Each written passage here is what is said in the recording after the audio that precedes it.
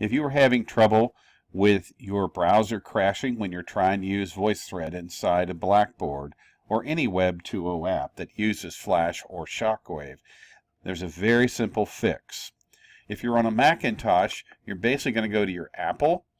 You're going to come down to System Preferences. You're going to go over here to where it says Flash Player. You're going to click on Camera and Microphone. And if you have a website listed here, make sure it says Allow, Allow. If not, click on it. Do not use Ask Me, just say Allow.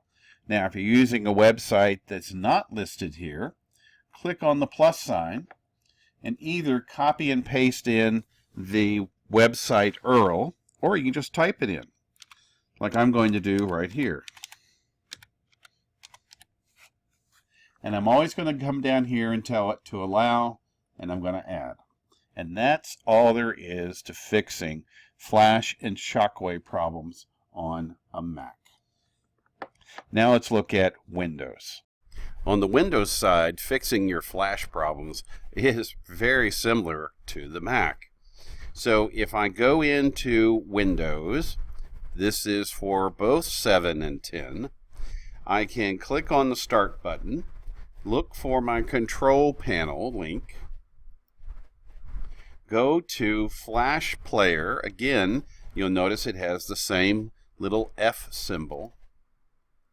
And this is where the similarity really starts to show. And so what we're looking at here is you can see that by default it's letting me allow other sites to save information on this computer.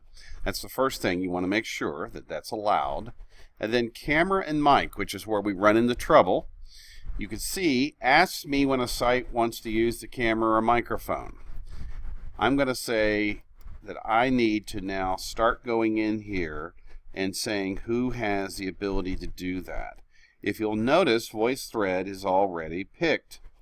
What I can do is down here where it says HTTPS, I can change that to allow.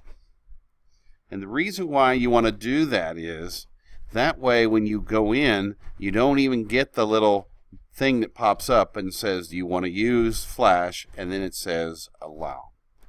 So let's review. All you have to do is, if you have a new site that you want to put in here, put in, either by copying it or typing it in, the URL of that site, and always change it to allow instead of ask for permission, and then add. Now, if it's already over here in this list, you would want to come in and click on its name, drop down here, and make sure you change it to allow. And that way, you won't have any problems whatsoever.